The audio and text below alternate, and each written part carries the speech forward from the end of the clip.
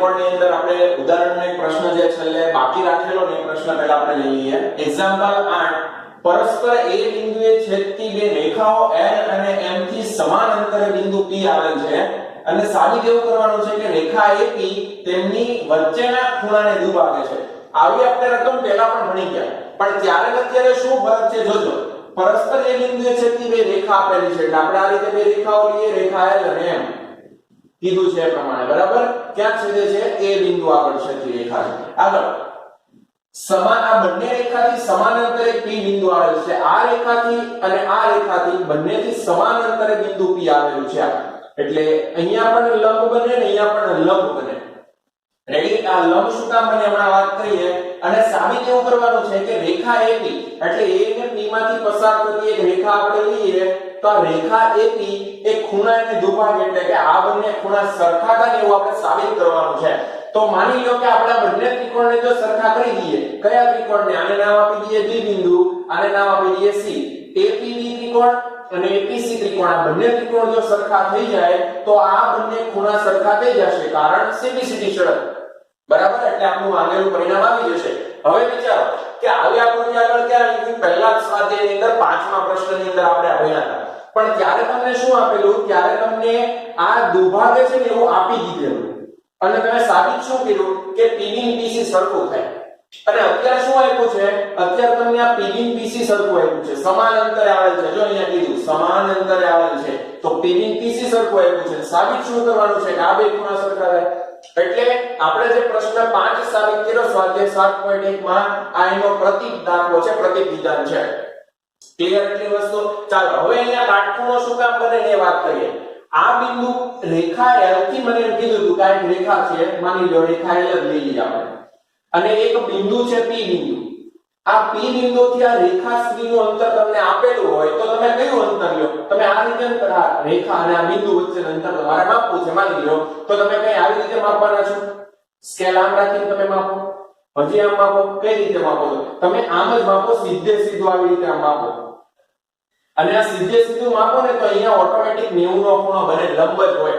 એટલે તમને ગમે ત્યારે બિંદુ ને રેખા વચ્ચેનું અંતર પૂછે અથવા તમને માની લો આ બે રેખાખંડ વચ્ચેનું અંતર પૂછે ને તો તમે આમ જ માપો, સીધે સીધું અહીંયાથી આમ જ માપો. તમે આમ ક્રોસમાં ન માપો કોઈ દિવસ, એનું સાચું માપ નથી. બે લીટી માની લો તમારી બુકની છે, બંને લીટી વચ્ચેનું અંતર માપવાનું કીધું તમને તો તમે આમ સીધું જ માપો. અને સીધું અંતર માપો એટલે ઓટોમેટિક અહીંયા 90 નો ખૂણો બને. આની તમે સાબિતી પણ આપી શકો. ધોરણ 10 ની અંદર પ્રમેયની અંદર આપણે આ વિધાનની જરૂર પડશે ત્યારે સાબિતી આપશું. પણ અત્યારે તમે ખાલી સીધું એવું વિચારો કે બે બિંદુ રેખા વચ્ચેનું અંતર કે બે રેખા વચ્ચેનું અંતર માપવાનું કે તો હંમેશા આપણે આ અંતર જ માપીએ, કેમ કે આ અંતર છે ને એનું ખોટું અંતર છે. આ હંમેશા વધારે જ આવે. આમ હજી વધારે ક્રોસમાં માપો તો એનાથી મોટું અંતર આવે. એ સાચું નથી. સાચું અંતર આ જ થાય, સીધે સીધું માપો ને, બરાબર. અને એ તમારું શું બની જાય? 90 નો ખૂણો બનાવે એટલે લંબ અંતર બની જાય. તો ગમે ત્યારે બે રેખા વચ્ચે કે બિંદુ રેખા વચ્ચેનું અંતર કે માપવાનું તો આપણે કયું અંતર માપવાનું? એનું લંબ અંતર માપવાનું. એટલે 90 નો ખૂણો બને ને એ રીતે માપવાનું એટલે એનું સાચું માપ મળે. અને આ નાનામાં નાનું માપ હોય એટલે લંબ અંતરની સાથે તેનું લઘુત્તમ માપ અથવા તો ન્યૂનતમ અંતર આમ પણ તમે કહી શકો. એનું નાનામાં નાનું માપ છે, નાનામાં નાનું અંતર. આ એના કરતા વધારે મોટું મળે, આ એનાથી વધારે મોટું મળે. બધા કેવા છે? ખોટા અંતર છે, ખોટા માપ છે. આ એનું સાચું માપ છે જે લંબ અંતર છે અથવા નાનામાં નાનું અંતર છે. ક્લિયર એટલી વસ્તુ? તો અહીંયા પણ તમને કીધું હતું કે આ બંને રેખાથી સમાન અંતરે એક બિંદુ છે P. તો રેખાથી મારે બિંદુનું અંતર લેવું છે તો આ લંબ અંતર જ લેવું પડે. એટલે એનો મતલબ કે અહીંયા 90 ના ખૂણા બને છે. તો આપણે લંબ અંતર તમને લેવાનું કીધું છે એટલે અહીંયા આપણે 90 ના ખૂણા લઈ શકીએ. તો આ દાખલાની અંદર આ એક નવી વસ્તુ અને બહુ મહત્વની વસ્તુ હતી કે તમને જે એક અંગ ઘટે છે ને એક અંગ આ રીતે મળશે કે તમને બિંદુ અને રેખા વચ્ચેનું અંતર છે તો એ અહીંયા 90 નો ખૂણો બનાવતું જ હોય. જો હવે વિચારો, જો આવી રીતના જે છે ને T બને છે, આ બંને માપ જે ખોટા છે આપણે સાફ કરી નાખીએ. તો આ પ્રમાણેનું અંતર જો અહીંયા જોવા મળશે. રેખા L થી P સુધીનું અંતર એટલે 90 ખૂણો બન્યો. રેખા M થી P સુધીનું અંતર PC તો અહીંયા પણ 90 નો ખૂણો બન્યો. તો આ બે PB ને PC બંને એના લંબ અંતર થયા. ક્લિયર? ચાલો જો આ પ્રમાણેની આપણી આકૃતિ આખી તૈયાર થઈ ગઈ. હવે આપણે શું કરવાનું છે? આ બંને ખૂણા સરખા બતાવવા છે તો ખૂણાનો દ્વિભાજક છે ને એવો આપણે લાવી શકીએ. આ બંને ખૂણા સરખા બતાવવા માટે આપણે આ બંને ત્રિકોણને સરખા કરી દઈએ, ત્રિકોણ APB અને ત્રિકોણ APC. જો એક વખત આ બે ત્રિકોણ સરખા થઈ જાય તો સીધી સીધી શરત પરથી આ બે ખૂણા પણ સરખા થઈ જાય. નાનો એવો દાખલો છે, ખાલી આ બે ત્રિકોણને સરખા બતાવવાના છે. ચાલો ત્રિકોણને સરખા બતાવવા માટે આપણે અંગો જોઈએ છે. આ એક કાટખૂણામાં એક કાટખૂણામાં બે 90 ખૂણા મળ્યા. આ PB PC સરખું છે, અહીંયા કીધું તમને સમાન અંતરે બિંદુ P છે, તો PB PC પણ સરખું લઈ લીધું આપણે. હવે એક ત્રીજું અંગ જે ઘટે છે ને તમને અહીંયા દેખાશે AP. ચાલો આપણે હાઇલાઇટ કરી દઈએ, જરૂર નથી તમને બે ત્રિકોણ આપ્યા છે એટલે તરત ખ્યાલ આવી જાય. બે કરતા વધારે ત્રિકોણ હોય ને તો આપણે હાઇલાઇટ કરવું પડે કે કયા ત્રિકોણની આપણે વાત કરીએ છીએ. અત્યારે તો આ બેની વાત થવાની છે. એક ત્રિકોણ થયો APB અને એક નીચેનો ત્રિકોણ થયો APC. રેડી? જો આ આવ્યું બંને વખતે એટલે એનો મતલબ આ કઈ બાજુ થાય? સામાન્ય બાજુ થાય. તો એક બાજુ મળી, આ બીજી બાજુ મળી ને એક કાટખૂણો મળ્યો, તો તરત તમને એવો પ્રશ્ન થાય કે બાજુ ખૂણો બાબાકુ શરત બને છે. અને બાબાકુ શરત તો આપણી પાંચમાની એક શરત નથી. આવી રીતે બાબાકુ શરત તમને દેખાશે. પણ બાબાકુમાં જે આ ખૂણો છે ને ધ્યાનથી જોવો, 90 નો ખૂણો છે એટલે એ કેવો ખૂણો છે? કાટખૂણો છે. કાટખૂણો છે. હવે બીજી રીતે વિચારો, આ કાટખૂણાની સામેની બાજુ પણ સરખી છે. જો બંનેમાં આવે છે AP એકરૂપ AP, આમાં પણ છે ને આમાં, એટલે કાટખૂણાની સામેની બાજુ, આમાં પણ કાટખૂણાની સામેની બાજુ, તો એ ખરેખર શું કહેવાય? કાટખૂણાની સામેની બાજુ ને કર્ણ કહેવાય. તો કાટખૂણા બેમાં સરખા છે, કર્ણ સરખો છે બંનેમાં. કાટખૂણા છે, કર્ણ છે, બરાબર. અને એ સિવાયની એક વધારાની બાજુ PB અને PC સરખું છે એટલે એક બાજુ પણ સરખી છે. તો તમારી બાબાકુ શરત નથી, પણ ખરેખર કઈ શરત છે? કાકબા શરત છે. ક્લિયર? તો જ્યારે પણ તમને આવું બાબાકુ શરત દેખાય એટલે આપણી પાંચમાની એક શરત નથી એટલે એ શરત આધારિત એકરૂપતા થઈ શકે નહીં. પણ એક વખત ચેક કરી લેવાનું કે આ બાબાકુમાં જે આ ખૂણો છે એ 90 નો તો નથી ને? જો 90 નો હોય તો બાકીની બે બાજુમાંથી એક બાજુ કર્ણ તો નથી ને? તો એ કર્ણ હોય અને એક કાટખૂણો હોય તો એના મતલબ કે ત્રીજી બાજુ પરથી આ કાકબા શરત બને. ક્લિયર? તો બાબાકુ શરત હોય તો આ એક વખત ચેક કરી લેવું. ચાલો હવે કાકબા શરત પરથી એકરૂપતા દર્શાવવાની છે એટલે આપણા પ્રશ્નનો જવાબ આવી જશે.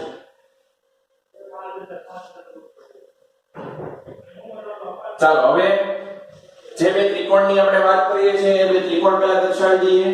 કયા બે ત્રિકોણ લઈએ છીએ? આકૃતિ પરથી ત્રિકોણ, આ ત્રિકોણ કયો છે? ઉપરનો ત્રિકોણ APB. આકૃતિ પરથી ત્રિકોણ APB અને ત્રિકોણ APC માટે નીચેનો ત્રિકોણ APC છે. ચાલો આ બંને ત્રિકોણ માટે આપણે કાકબા પ્રમાણે લખવું છે તો પહેલા કાટખૂણો લખશું. ચાલો આ ત્રિકોણનો કાટખૂણો એટલે ABP, તો ખૂણો ABP એકરૂપ. આનો કાટખૂણો કયો? ACP, ખૂણો ACP. આ બંને સરખા થયા અને એનું કારણ જે દર્શાવીએ છીએ એ પ્રમાણે કે બંને 90 ના ખૂણા છે.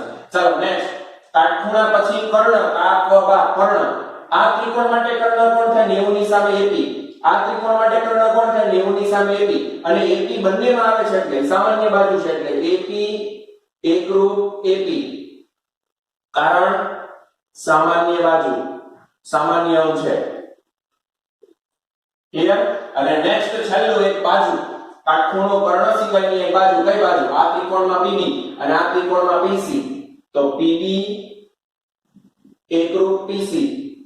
કારણ આ બંને ટુકડા સરખા છે એવું રકમમાં કીધું છે, સમાન અંતરે, તો કારણ આવી ગયું પક્ષ. રેડી? તો જોવામાં જો તો શરત તમને આવી લાગશે કે ખૂબાબા શરત છે અથવા તો બાબાકુ શરત છે. પણ આ બાબાકુ કે ખૂબાબા શરત નથી. કઈ શરત છે? આ કાટખૂણો, આ કર્ણ અને આ બાજુ કાકબા શરત છે.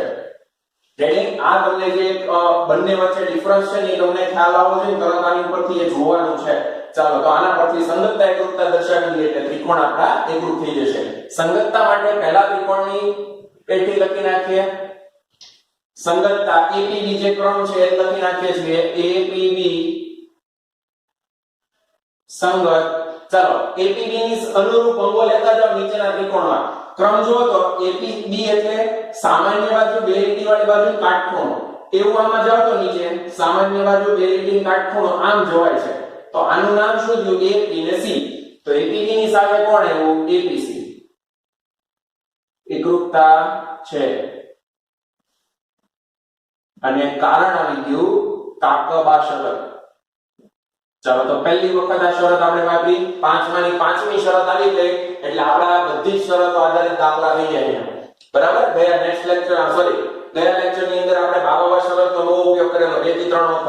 આ વખતે કાકબા શરત આવી ગઈ. બંને ત્રિકોણ કેવા થશે? એકરૂપ થઈ જશે. માટે ત્રિકોણ APB એકરૂપ ત્રિકોણ APC.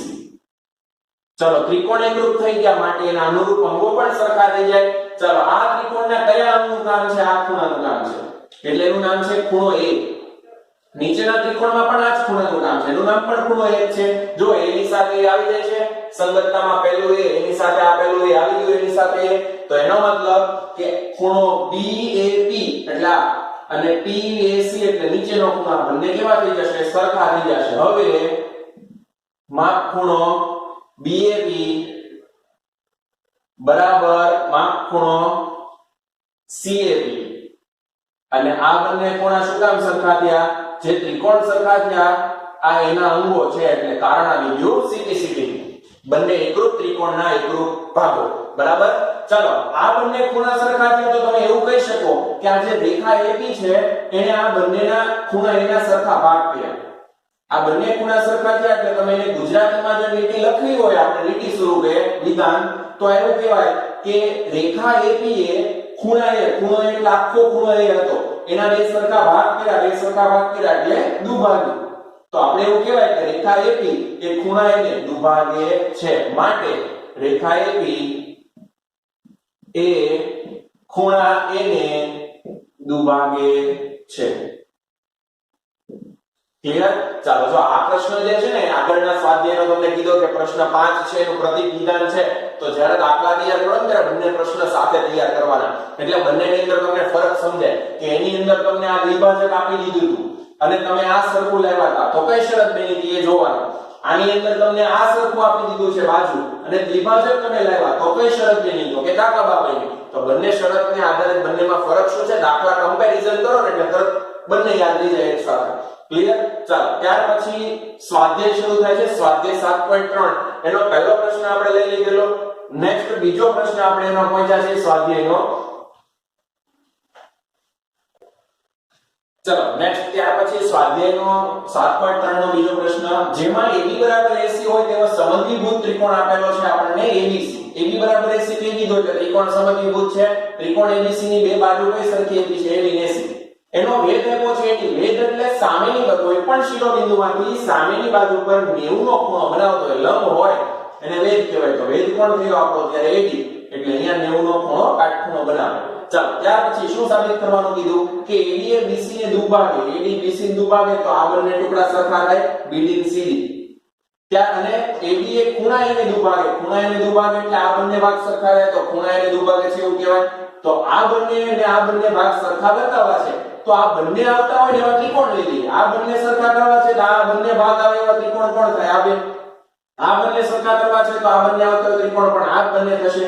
બે જ ત્રિકોણ આપણને આપ્યા છે તો એ બંને ત્રિકોણને એકરૂપ કરી નાખીએ તો અનુરૂપ અંગો ઓટોમેટિક સરખા થઈ જશે. આકૃતિ આપણને આપેલી નહીં હતી, આપણે આકૃતિ તૈયાર કરી આના પરથી સૂચના આપી છે એના પરથી. બરાબર. ચાલો હવે વાત કરીએ એ પ્રમાણે કે આકૃતિ પરથી કયા બે ત્રિકોણ આપણે લઈએ છીએ?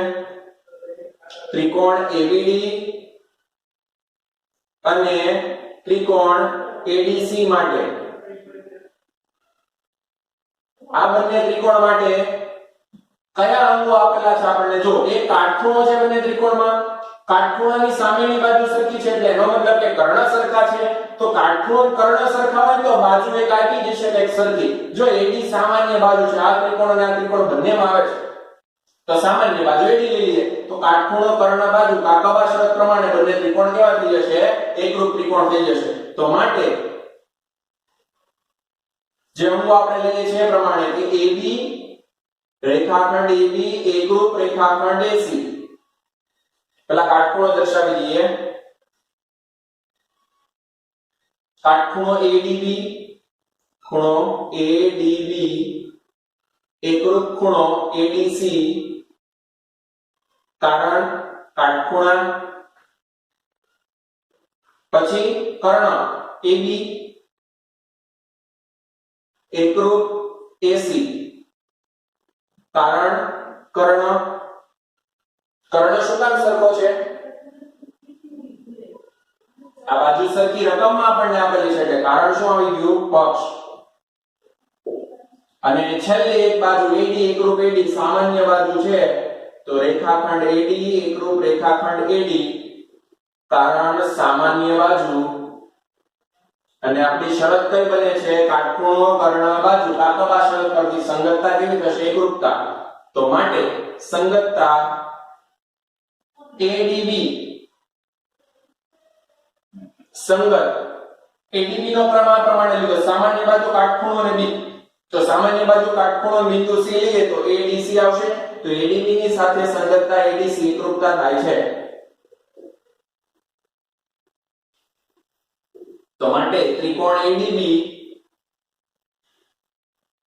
એકરૂપ ત્રિકોણ ADC થાય. ચાલો ત્રિકોણ એકરૂપ શું કામ કર્યા? આપણે આ અંગોનું કામ હતું એટલા માટે. હવે આ BD CD અંગ સરખું લખી શકો તમે. તો BD CD અંગ સરખું લઈ લઈએ તો આપણું પહેલું પરિણામ સાબિત થઈ જાય. તો BD બરાબર CD. હવે BD બરાબર CD કારણ BD અને CD સરખું થયું. શું કામ? સંગતતામાં જો BD ની સાથે CD આવી જાય છે. હા, BD અને CD સરખા થઈ જાય છે. કારણ આવી જશે. પરિણામ જે સાબિત કર્યું આ ત્રિકોણ જે સરખા કર્યા આ એના અંગો છે એટલે કારણ આવી ગયું CPCD શરત. તો માટે તમે આને વિધાન સ્વરૂપે લખો હોય તો એવું લખી શકો કે AD એ BC ના બે સરખા ભાગ કર્યા. તો AD એ BC ના બે સરખા ભાગ કર્યા એટલે AD એ BC ને દુભાગે છે એવું કહેવાય. તો માટે AD એ BC ને દુભાગે છે. આ પહેલું પરિણામ સાબિત થઈ ગયું.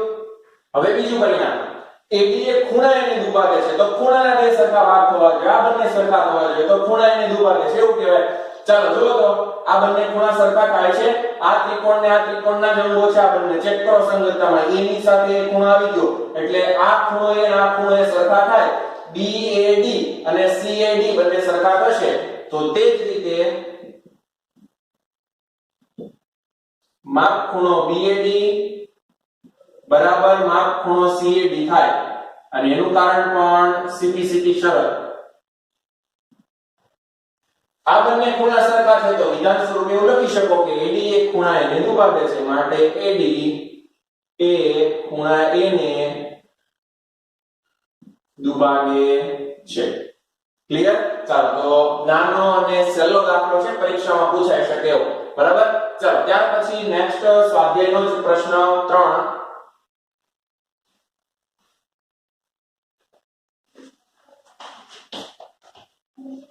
ચાલો ત્યાર પછી પ્રશ્ન નંબર 3. ત્રિકોણ ABC ની બે બાજુઓ AB BC તથા મધ્યગા A એ ત્રિકોણ PQR ની અનુરૂપ બાજુઓ PQQR તથા મધ્યગા PN ને સમાન છે તો સાબિત કરો કે ત્રિકોણ ABM એકરૂપ PQN અને ABC એકરૂપ PQR. શું કીધું છે રકમમાં? બે ત્રિકોણ ABC અને PQR આપ્યા છે. આના ત્રણ અંગો તમને સરખા આપ્યા છે. આ ABC નું AB BC ને AM. AB આ બાજુ BC અને આ મધ્યગા છે. મધ્યગા એટલે સામેની બાજુના બે સરખા ભાગ કરે. આ મધ્યગા છે ને આ PN પણ મધ્યગા છે. તો આ AB BC અને આ AM એ આની અનુરૂપ PQ QR અને PN સાથે સરખા છે. એટલે એવું કીધું છે કે AB ને PQ સરખા છે, BC ની સાથે QR સરખું છે અને AM ની સાથે PN સરખું છે. એટલે આ બંને સરખા ચિહ્ન કરી દીધા. આ BC ને QR સરખા છે, ચિહ્ન નથી કરતો પણ સરખા છે. BC QR સરખા છે અને AM અને PN સરખા છે એટલે એને બે લીટી વડે દર્શાવી દીધા. ક્લિયર? આટલી વસ્તુ આપેલી છે અને સાબિત કરવાનું છે ABM PQN સરખા. નાના બે ત્રિકોણ સરખા કરવાના છે અને મોટા ત્રિકોણ પણ સરખા કરવાના છે. બરાબર? ચાલો તો કરશું શું? સૌથી પહેલા નાના ત્રિકોણ સરખા કરવા છે તો આના અંગો આપણે પહેલા ગોતીએ. આ ત્રિકોણના બે અંગ તો તમને દેખાય છે. આના બે અંગ સાથે સરખા છે આ બંનેના. ત્રીજો અંગ છે ને આ BC અને QR સરખું આપ્યું છે તો BC પરથી BM કરી દઈએ, QR પરથી QN કરી દઈએ તો આ BM અને QN સરખા થઈ જાય. તો બાજુ બાબા શરત પરથી બંને ત્રિકોણ સરખા થઈ જશે. હવે તમને પ્રશ્ન થાય કે આના પરથી આ અને આના પરથી આ લાવવું કેમ સરખું? વિચારો તો આ મોટી બે બાજુ સરખી છે એવું તમને કીધું. BC અને QR સરખી છે તો આ 10 સેમી ની હોય તો આપણે કેટલાની થાય? 10 ની થાય. આ બે સરખું છે તો બંને 10 10 ની લઈ લીધી. હવે આ મધ્ય બિંદુ છે, આ મધ્યગા છે એટલે આ બે ભાગ સરખા થાય. તો આ બે ભાગ સરખા થાય કેટલા ના હોય? 5 5 ના હોય. ચાલો અહીંયા પણ આ મધ્યકા છે તો આપણ સરખા થાય તો આપણ કેટલાના હોય 5 5 ના જ હોય તો એનો મતલબ કે આ BM અને QN સરખા આવી ગયા 5 5 સેમીના થઈ ગયું હવે આ તો આપણે ઉદાહરણ લઈને કર્યું કે માપ લઈને વિચાર્યું પણ આપણે આને લખાણ સ્વરૂપે દર્શાવવું છે તો આપણે કેવી રીતે દર્શાવશું દાખલાની અંદર આપણે લઈએ સાથે ને જોઈએ કે કેવી રીતે આપણે કરી શકીએ આને લખાણ સ્વરૂપે ચાલો તો કયા બે ત્રિકોણ લેવાના છે ત્રિકોણ ABM અને ત્રિકોણ PQN માટે જે એકરૂપ કરવા છે તો આકૃતિ પરથી પહેલો પરિણામ આપણે સાબિત કરીએ છીએ આકૃતિ પરથી ત્રિકોણ ABM અને ત્રિકોણ PQN માટે ABM અને PQN માટે ચાલો બે અંકો તો આપણને તૈયાર આપી દીધા છે પહેલા એ બંને અંક લખી નાખીએ AB સાથે આનો PQ બાજુ સરખી છે તો રેખાખંડ AB એકરૂપ રેખાખંડ PQ આ ક્યાં આપ્યું છે પક્ષમાં બધા અંગો આપણને રકમમાં જ આપી દીધા છે આપણે કાંઈ અંગો ગોઈતા છે જ નહીં ખાલી એક આના પરથી આટલું લાવવાનું ઈ જ નવું છે તો AB PQ સરખું છે ચાલો AM અને PN પણ સરખું છે રેખાખંડ AM એકરૂપ રેખાખંડ PN આપણ ક્યાંથી સરખું લીધું પક્ષ પરથી લીધું તો આપણને આ બે અંગો પક્ષ પરથી મળી ગયા હવે આપણે આ જે ત્રીજું અંગ લખીએ છીએ એની આપણે ગણતરી દર્શાવવી પડશે રકમમાં આપણને ત્રીજું અંગ જે છે એ આપણને આ પ્રમાણે આપેલું છે સરખું કે BC ની QR સરખા છે તો રકમ પરથી લખીએ છીએ આપણે કે BC બરાબર QR કારણ પક્ષ આપણે BC ને જોતો આપણે BM જોતું છે તો BC નું અડધું કરો તો BM મળે કેમ કે આ મધ્યકા છે એટલે આ બે ભાગ સરખા થાય આ 10 છે તો તમે આ 5 કેવી રીતે લખ્યા તમે એના અડધા કર્યા આખું 10 નું હોય તેને અડધા કરો એટલે 5 આખું 12 નું હોય તો અડધા કરો તો 6 તો એનો મતલબ કે આપણે BC ના અડધા કરીએ તો BM મળે તો એનો મતલબ બંને બાજુ આપણે અડધા કરવા છે તો વનાફ વડે ગુણી દઈએ તો આને વનાફ વડે ગુણશું વનાફ BC તો સામેની બાજુ પણ વનાફ વડે ફરજિયાત ગુણવું જ પડે કારણ કે બંને બાજુ સરખું કરવું પડે સરખામાં સરખું ઉમેરી શકાય ગુણી શકાય ભાગી શકાય બાદ કરી શકાય યુક્લિડના સ્વયંસિદ્ધ સત્યો છે તો બંને બાજુ આપણે અડધું કર્યું સરખામાં સરખું ગુણ્યું આપણે વનાફ વડે ગુણ્યું તો બંને બાજુ કારણ લખી નાખશું વનાફ વડે ગુણતા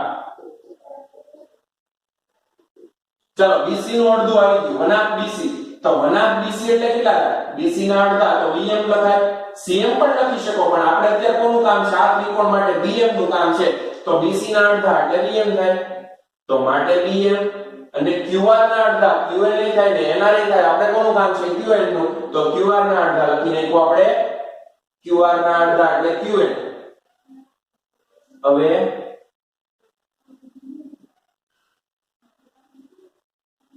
માટે BM બરાબર QN આવું આવી ગયું ચાલો તો આપણને ત્રીજું અંક પણ સરખું મળી ગયું BM અને QN આ બંને પણ સરખા થઈ ગયા તો બાજુ બાબા શરત પ્રમાણે બંને ત્રિકોણ કેવા થઈ જશે એકરૂપ થઈ જશે તો સંગતતા લખી નાખીએ જો ત્રણેય અંકો લખી દીધા આપણે પહેલું બીજું ત્રીજું ત્રીજા અંકની આટલી ગણતરી આવી બરાબર ચાલો તો સંગતતા શું આવશે ABM એની સાથે PQN તો સંગતતા ABM સંગત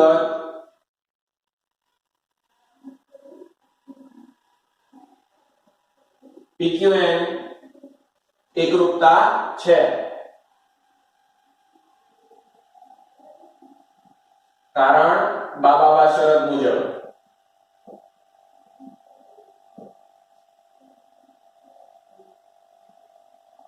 તો માટે ત્રિકોણ ABM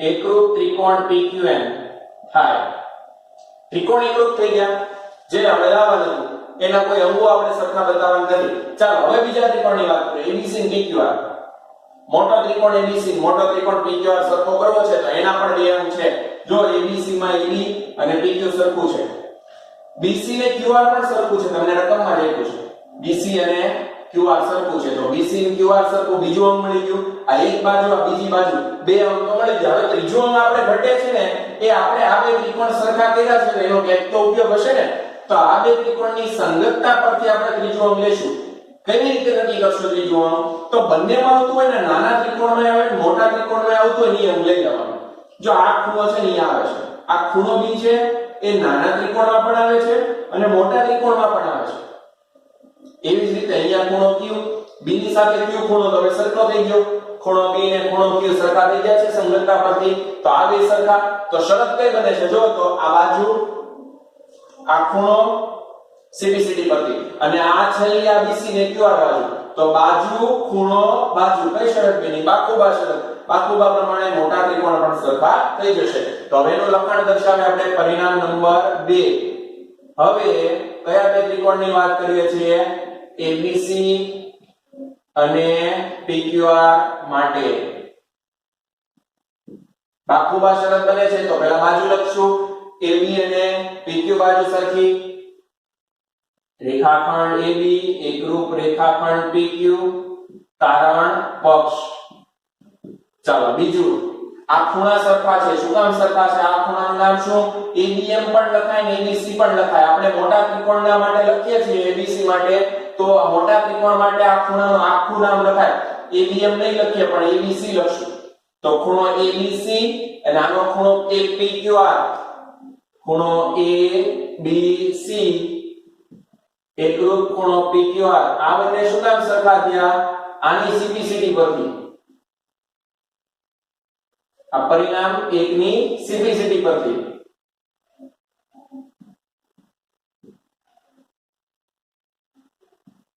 રેડી?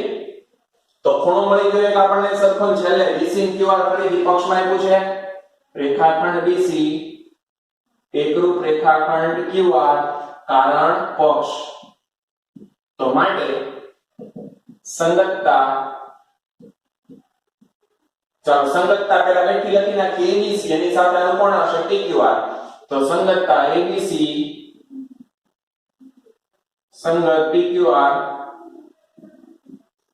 એકરૂપતા છે અને કારણ બાકુબા શરત પરથી. તો આ બંને ત્રિકોણ કેવા થશે? એકરૂપ થશે. માટે ત્રિકોણ ABC એકરૂપ ત્રિકોણ PQR. ક્લિયર? તો બે પરિણામ હતા, આ બંને સાબિત થઈ ગયા. ચાલો તો આજે આટલું રાખીએ. જેટલું ચાલ્યું છે એટલું એક વખત વ્યવસ્થિત પાકી બુકમાં અને એક વખત રફ બુકમાં લખવાનું છે, બરાબર? કેમ કે આમાંથી ઘણા પ્રશ્નો કેન્સલ થઈ ગયેલા છે, એટલે આપણે એક જ વખત રફ બુકમાં લખશું અને તૈયાર બધું જ કરવાનું છે, કેમ કે આમાંથી VSQ ગમે તે પૂછાઈ શકે એમ છે. તો એક વખત પાકી બુક, એક વખત રફ બુક, ટોટલ 2 વખત લખીને તૈયાર કરજો. Okay, thank you.